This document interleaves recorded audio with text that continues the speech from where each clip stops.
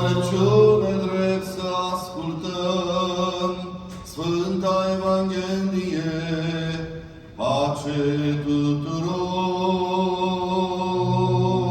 Și Duhului Tău. Din Sfânta Evanghelie, cea de la Sfântul Apostol și Evanghelist Matei, citire.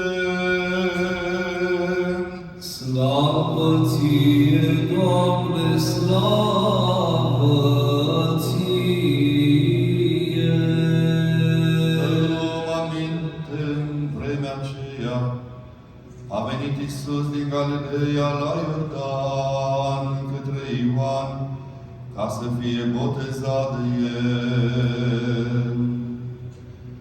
Ioan însă îl oprea zicând: Eu am trebuință să fiu botezat de tine și tu vii la mine. Și răspunzând, Iisus a zis către el: Lasă acum, că așa se cuvine nouă să împlinim toată dreptatea.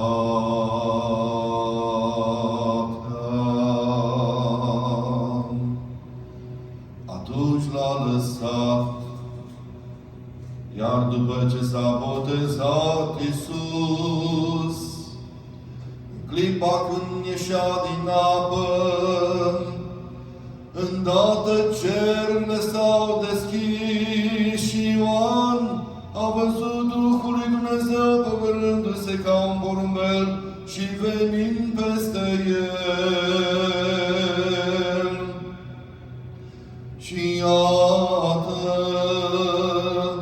un glas din ceruri care a zis: Acesta este Fiul meu cel iubit, întru care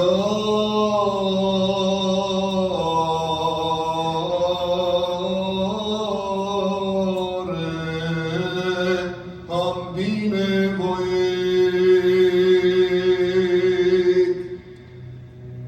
Slavă